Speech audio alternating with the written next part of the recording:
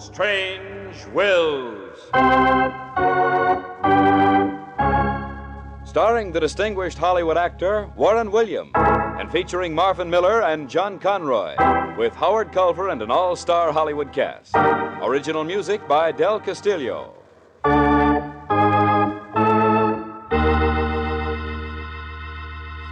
Dead men's wills are often strange. We cannot attempt to understand them or try to find the answers. We can but tell the story. This is Warren William bringing you the story, The Killer and the Saint. But first...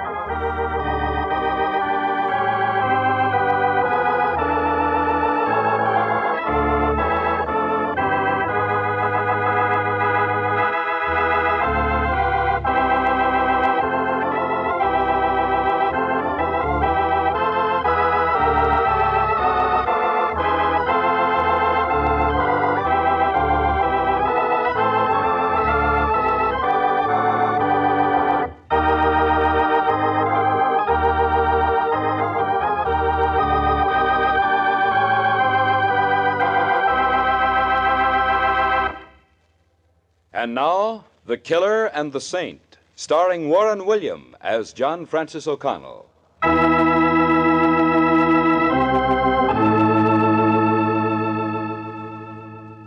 Two brothers met for the first time in 3 years. Met on the brink of an open grave in a windswept cemetery. A cold, driving snow almost obliterated the little handful of mourners. At the head of the grave stood the minister intoning the prayers for the dead. To his right was Don Kerwin, son of the deceased. He stood alone, head bowed, his face etched in sorrow. Across the open grave were 2 other men. One, somber, heavy-set, paid no attention to the service. The man next to him, his bared head covered with snow, was David Kerwin, also a son of the deceased. As the services neared the end... Ashes to ashes, dust to dust. May the soul of the deceased, Michael Kerwin, be consigned to the ever-loving arms of the Savior. Amen. Mind if I say a few words to my brother? I haven't seen him in 3 years. Can't see nothing wrong in that. But the cuffs stay on, sonny boy. Okay, but keep him covered up. No use letting everybody know. Come on, let's go. Hiya, Don. Hello, David. Glad you could make it. Well, I'll be... You 2 guys look enough alike to be... Wouldn't have believed it if I hadn't seen it with my own eyes. We're brothers. Identical twins. You don't have to tell me, kid. Like 2 peas in a pod. Well, start talking. I'll give you just 5 minutes. Too bad about Dad, David. Yeah, I'm sorry I couldn't have come sooner. Maybe it's just as well. Dad got suspicious toward the end.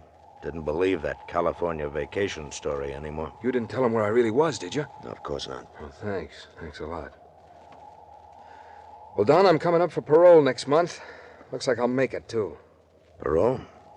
Oh, yes, of course. I've had enough. 3 long years of it. And if you make it, what do you intend to do, David?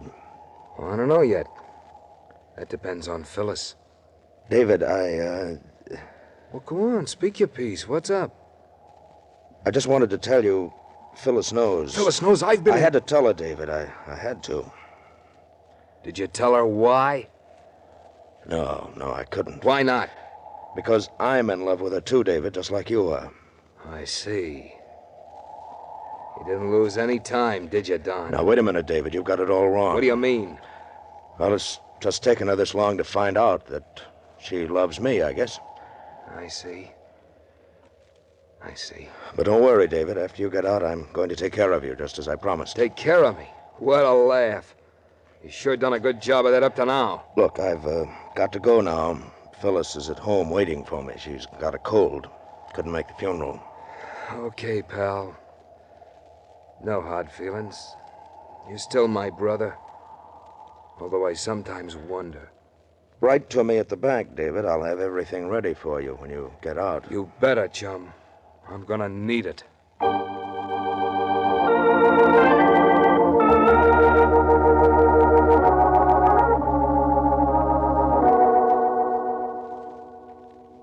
About a week passed before Don Cohen came to my office to talk over his father's estate. I found him to be generous with his inheritance, exceedingly generous. I know Father cut David out of his estate, Mr. O'Connell, but I want to give him half anyway. Well, Don, you certainly are generous about it. Well, David's being cut off was partly my fault, I guess. Dad asked me where David was, and I finally told him. Yes, I know. That was when your father asked me to change his will, naming you sole beneficiary. Well, David's had a lot of bad breaks. If he gets half of what Father left, he'll be able to go somewhere else and start over. What about Phyllis? Weren't they engaged before this all happened? Yes, that's right. But during the 3 years David's been gone, she's had a chance to think things over. She's not going to marry him now. You can't blame her. Maybe not. Well, maybe she's right. I might as well tell you now. You're bound to hear about it later. What's that, Don? Phyllis and I are going to be married next month.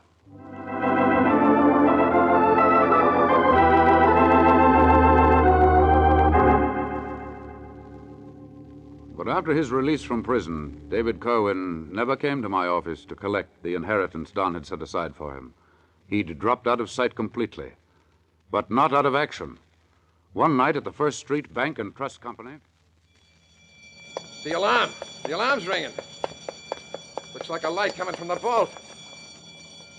Yeah, the vault door's open. Somebody's coming out. Hey, you, stop! Stop or I'll shoot! All right, you asked for it!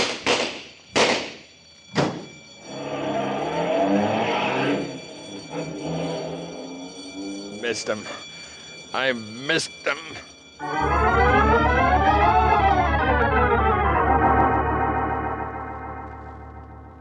Police Commissioner Doolittle almost bit his cigar in two when he heard the news. There was no doubt who the robber was. His method of cracking a safe was unique in crime annals. Don called me early the next morning and asked me to go with him to the commissioner's office. They wanted to ask him some questions about his brother. Shortly after 10 o'clock... It beats the very devil. This David Kerwin's out of stir just 1 week, and he cracks his safe for $50,000. I thought you told me he was going straight down. He promised to, Commissioner. But how are you so sure it was David, Commissioner? After all, there are plenty of other crooks who could have done the job. Yeah, that's where you're wrong, John. Cracking a bank safe today is almost an impossibility. This fellow is a throwback to the Jimmy Valentine technique. He can break a time lock and open a safe by listening to the tumblers. His fingers are super sensitive. There's magic in them. Black magic. You mean to say, Commissioner, that just by turning the dials on a vault door and listening to the tumblers, a man is able to actually open the vault? That's right, John. I'm convinced this fellow David Kerwin can open any lock in the world if you just give him time. I don't know what makes my brother do these things, Commissioner, except that he might have injured his brain when he was a boy. He was thrown from a horse, had a pretty nasty spill. Yeah, well, in any event, he's got to get cut. There isn't a bank in the country that's safe as long as he's on the loose. Yes, gentlemen, David Kerwin must be captured, dead or alive.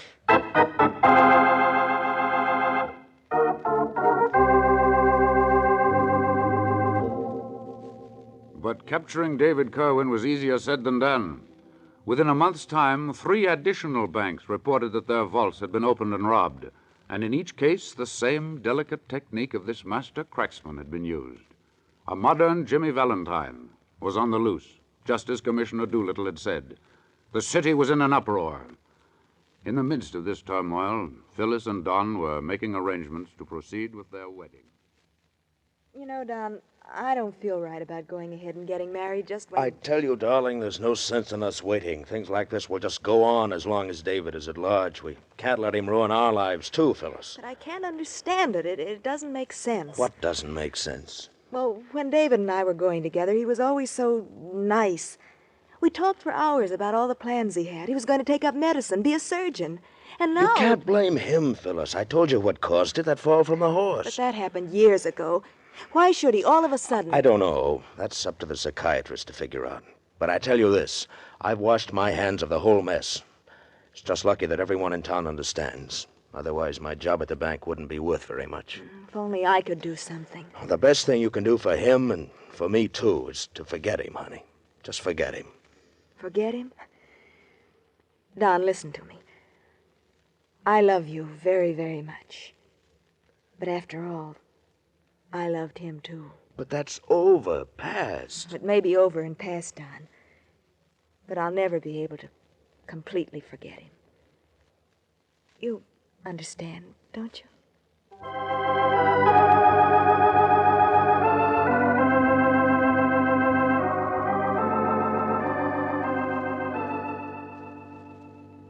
Don wasn't able to completely forget him either. After all, David was his twin brother. Late that night, Don drove out into the country. He stopped in front of an old farmhouse and walked up to the door. Who's there? It's me, Don.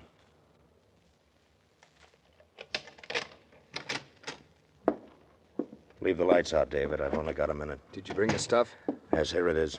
Guaranteed to change your brunette into a blonde in 3 hours. Be careful, don't drop it. I got it.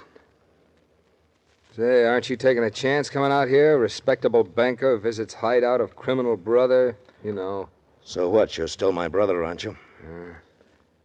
Everything ready for tomorrow night? Yes, everything's set, David.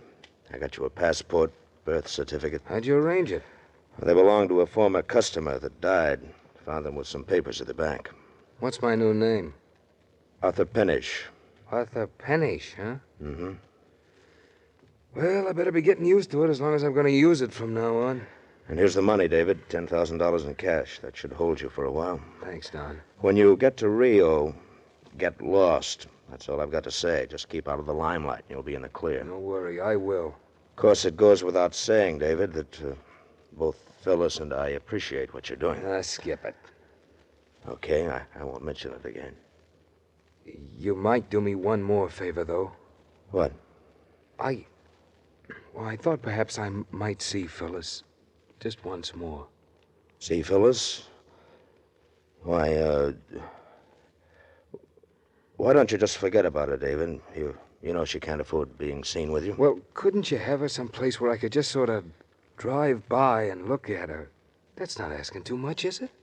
You still in love with her, David? Of course I am. Okay, I'll tell you what I'll do. Tomorrow's the end of the month. I have to work late at the bank. Yeah, but how's that? I'll have her at the bank, say at midnight, and you can drive by and see her through the window. Just drive by, huh? That's not much of a break after all. You gripe me, David. Here I am trying everything I can to... Well, all right, if you insist. Listen, here's what we'll do. I'm listening. I'll open the front door just at midnight. That's the time the watchman's making his rounds on the second floor.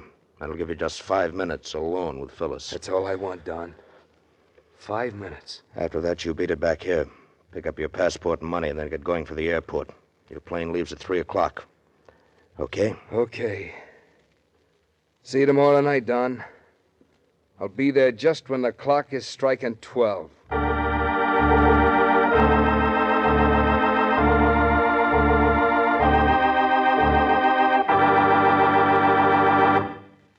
Act 2 of The Killer and the Saint, written by Ken Krippene and directed by Robert Webster Light, follows in just a moment. First, here is a word from your announcer.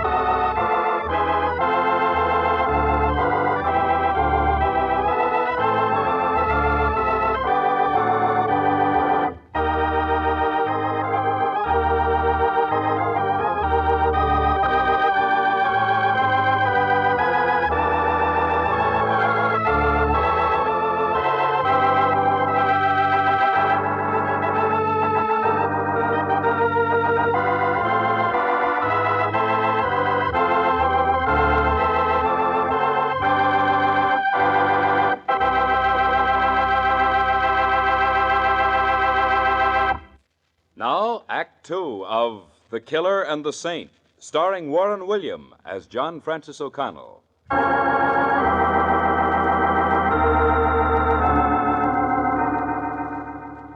At the bank the next morning, Don was summoned to the office of the manager. Mr. Gainsworthy lost no time in coming to the point. Well, Don, you're just about the best insurance we have around here. I'm afraid I don't understand, Mr. Gainsworthy. Well, with you working here as cashier, I think your brother wouldn't want to embarrass you by breaking into our vault. I hope that the police catch him soon, Mr. Gainsworthy. It's been very hard. No. Think nothing of it. Both of you brothers came from a very respectable family. That's the way life is sometimes.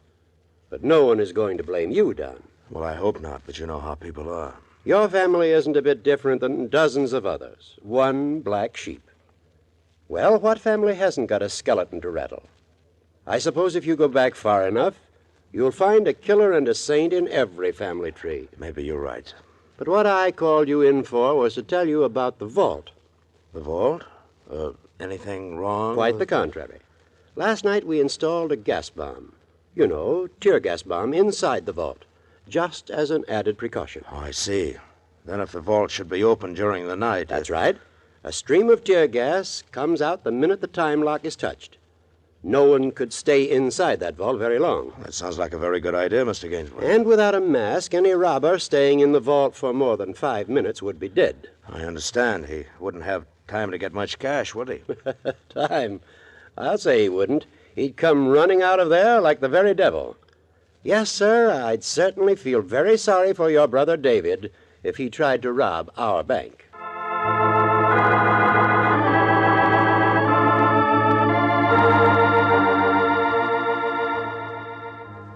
Later that night, Don and Phyllis were preparing for the visit of their midnight cavalier.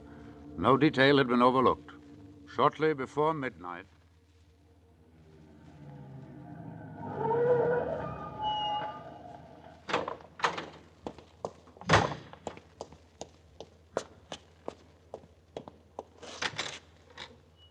Phyllis. Oh, Phyllis. David, darling. Shut the door, David. Hurry, we have so little time to be together.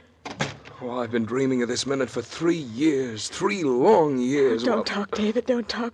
Please, take me in your arms. Oh. You don't know how happy I am, David. I have a lot to tell you, Phyllis. Things to get off my chest. No, not now. Later you can. Oh, and later may be too late. David, dear, let's not stand here by the door.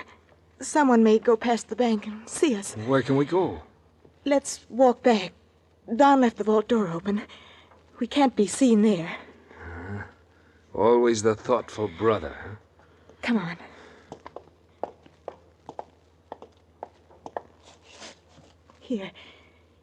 Here's the vault. Won't Don object to my having you all to myself? That's not like him. Let's not spoil a perfect night, David. Please, let's not talk about him now. Hurry and go into the vault. All right. There's a light switch just to the right of the room. Turn it on, please. To the right of the room? Wait. Oh, there. It's on. Don! Yes, fellas, I'm coming. Don, I've done it. I've locked David in the vault. David in the vault. Oh, there, darling, don't cry. I feel like a Judas letting him kiss me and then... We had to do it, Phyllis. It was the only way. But why don't you call the police? Why don't you get him out? He'll smother in there. He'll die. Wouldn't it be better for all of us if he did, darling? Don Kerwin, what do you mean? Just what I said. My brother's an incurable convict. As long as he lives, we'll have a shadow over us, a blot on our happiness. Do you mean to stand there and say you deliberately had me trick him into walking into the vault so that he would die? Yes, I did, Phyllis. I'm afraid I don't understand you, Don. Surely you don't mean what you're saying. Even if I didn't mean it, I couldn't get him out alive. Why not? When you lock the vault door, you automatically set the time lock, too. It can't be opened until 8 o'clock tomorrow morning. Time lock? Yes, Phyllis. If anyone tries to open the safe, it'd be automatically set off a tear gas bomb inside the vault. The gas would kill David in 5 minutes. You murderer! Ah, Phyllis. Get away! Don't touch me! I never knew I could loathe anybody as much as I... Go on. I'm not going to sit idly by and watch David suffer. Get out of my way. Get out. I'm going to call the police commissioner. They'll get him out. And believe me, if David dies, I'll see that you're charged with murder. So you really love him that much? Well, I should have known. All right, fellas, sit down and be quiet. What are you going to do? Make that telephone call to the commissioner. Probably the only decent thing I've ever done in my life.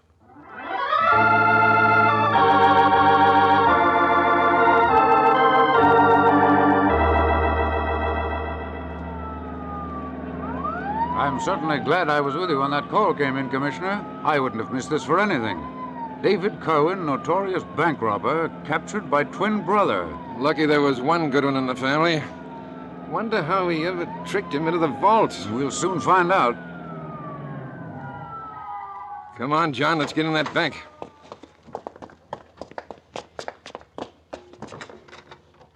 There they are. Well done. Good work. How'd you manage it? Phyllis did it. Yeah, well, young lady, you certainly got a nice reward coming for this night's work. I don't want any reward. I just want you to get him out alive. How about it, Don? Can't you open the safe? You work here. It's not as easy as all that, Commissioner. The time lock is on. Set for 8 in the morning. And by then he'll be dead, suffocated. Oh, do something, Commissioner, do something. Can't we break the time lock? Dynamite it? Or... It's impossible. You see, Commissioner, a gas bomb was installed yesterday. The minute the dial on the time lock is turned, it sets off the bomb inside the vault. It would kill him in 5 minutes. Isn't there someone in the city who could get him out alive? There are only 2 men in the world who could possibly get him out alive. And even then, it's doubtful. 2 men, you say? Who are they? Jimmy Valentine, the top cracksman of all time. And who's the other, Don? Who do you think?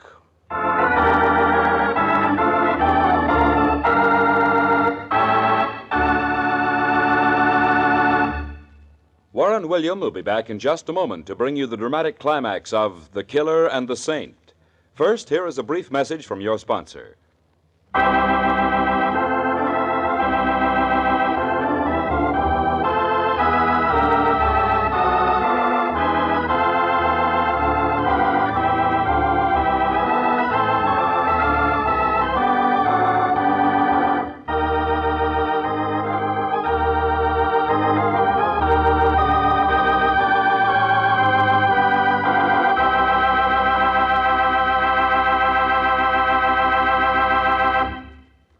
And now back to Warren William as John Francis O'Connell in The Killer and the Saint. During the next few minutes, I witnessed one of the most extraordinary sights I've ever seen in my life. The bank was filled with police who'd come in response to the radio call. All of us watched, spellbound by what was transpiring, not daring to believe our eyes. Phyllis. Yes? Well, how about it? It's up to you. No, Don. It's up to you. Knowing what I do now, I never could marry you. This way, I can at least respect you. All right, that's all I wanted to know. Now, everybody stand still and shut up. I've only got a few minutes. I must have absolute quiet. But, Don, you don't know anything about cracking a safe. You'll kill him. Listen, save your talking till later. I wouldn't give you a plugged nickel for his chances, but I'm going to try. Let him alone, Commissioner. Something's just dawning on me. Dawning on you? No, it can't be. You're crazy. This guy can't get him out. But I think he can, Commissioner. I think he can. Shut up, I said. Okay, hand me the emery paper. Here it is, Don. Here it is.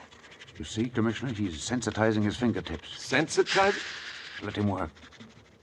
He's turned the dial on the time lock. That means he's got only 5 minutes to go. Quiet. I've got to hear. 16 left. 4 right.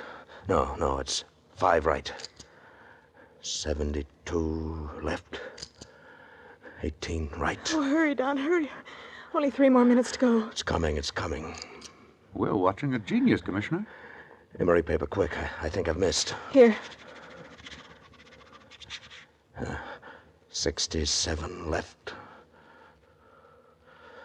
8. Now, the tumblers won't fall. 8. It's off. Time lock is off. How much time have I? Less than a minute, Don. Only 55 seconds. I know this combination. 14 left.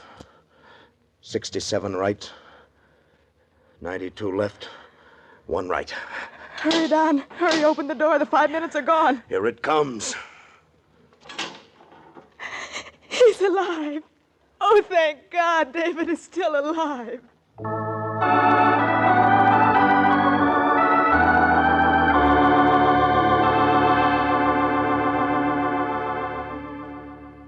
Later, I went to Commissioner Doolittle's office where Don told his story. It was just as I'd suspected. David took the rap for me because I was Dad's favorite son. He knew that if I had gone to prison, it would have killed the old man. But, Don, after David's release, how did you keep the other robberies from him? Didn't he know what was going on? I got him a hideout in the country. It was easy. No telephone, no radio. He didn't know about anything. When did you decide to kill him, Don? When Phyllis told me she still loved him. And your plan to get him out of the country was phony, is that it? Yes, I realized too late that getting him away wouldn't help me with Phyllis, that no matter where he went, her heart would go with him. Knowing these things, Don, just why did you change your mind? Why did you let us know that you were really the master criminal? Well, with Phyllis, it was double or nothing. Your double or nothing, eh, Don? That's right. And my double won.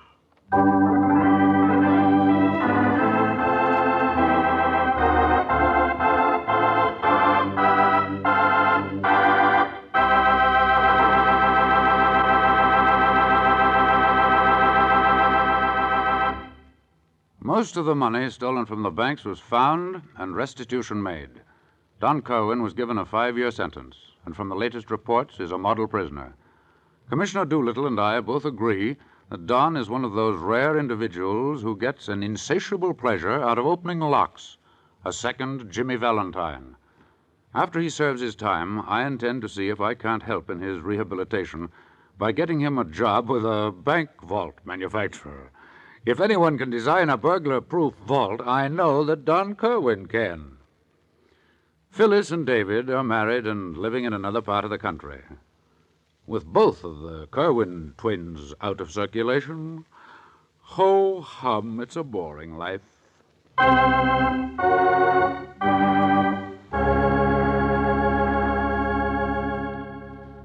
Next week, I have a story to tell you about one of the greatest, most fantastic characters who ever lived on the Barbary Coast. His name was Horseshoe Harry, and history has it that he never turned down a dishonest dollar or helped a damsel in distress. But a girl came into his life, a young and beautiful, accomplished pianist. She went to work in Horseshoe Harry's emporium, and because of her, he ordered the finest piano that money could buy, a Bechstein Concert Grand that came all the way from Berlin. This piano played a never-to-be-forgotten role in both their lives. It brought them together, separated them.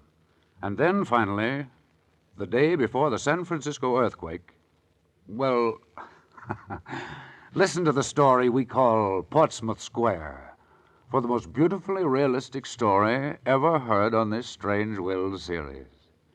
This is Warren William inviting you to join us again next week.